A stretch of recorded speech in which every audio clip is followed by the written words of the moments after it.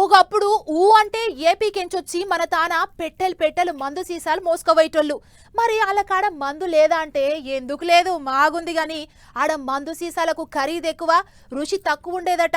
ఆడికంటే మన తాన మందు రుచి ఎక్కువ ఉంటది, ఖరీదు సుత తక్కువ ఉంటదని ఇక్కడ ఎగబడేటోళ్ళు.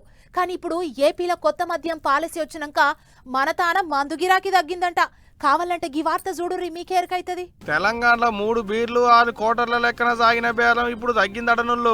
ఏపీలో మందు సీసాల మీద కొత్త పాలసీ వచ్చుడుతోనే తెలంగాణలో మందు మీద ఆమ్దాని తగ్గిందట. ఇది నేనంటున్న ముచ్చట కాదు, కొద్దు మందు సీసాల శాఖలు బయట పెట్టిన లెక్కలే. ఇన్నోతులు ఆంధ్రాలో ఆయమన్న మందు అమ్ముతలేరు, నాలుక మీద వేస్తే కూడా రుషిపాకం తగులుతలేదని ఆంధ్ర ఒడ్డుకున్న జిల్లాలకు వచ్చి పెట్టెలకు పెట్టెలు మోసుకుపోయేటోళ్ళు ఉండేనట. కానీ ఇప్పుడు ఆడ కూడా కొత్తగా మందు సీసాల పాలసీ వచ్చింది.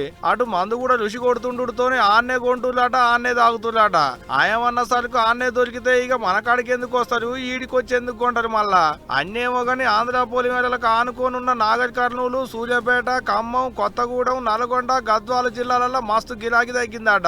ఏడాది ముచ్చేటట్టుంచురు కానీ ఒక్క డిసెంబర్ నెలల్లో ఏం తక్కువ 40 కోట్లకు మీదనే ఆమ్దాని తగ్గిందంటే చూడు ఎట్టుందో ముచ్చట.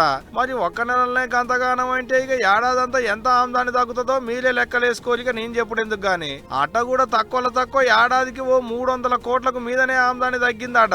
ఇంకో పెద్ద ముచ్చట ఏందంటే ఇప్పుడు ఆంధ్రాలో మందు సీసాల మీద కొత్త పాలసీని పట్టుకొచ్చుడుతోనే అక్కడోళ్ళు ఇక్కడికి వచ్చుడు బంద్ పెట్టుడు ఒక్కటే కాదు, ఇక్కడోళ్ళు సుత అక్కడికి పోయి మందు కొనుక్కొచ్చుకొని తాగుతుందట.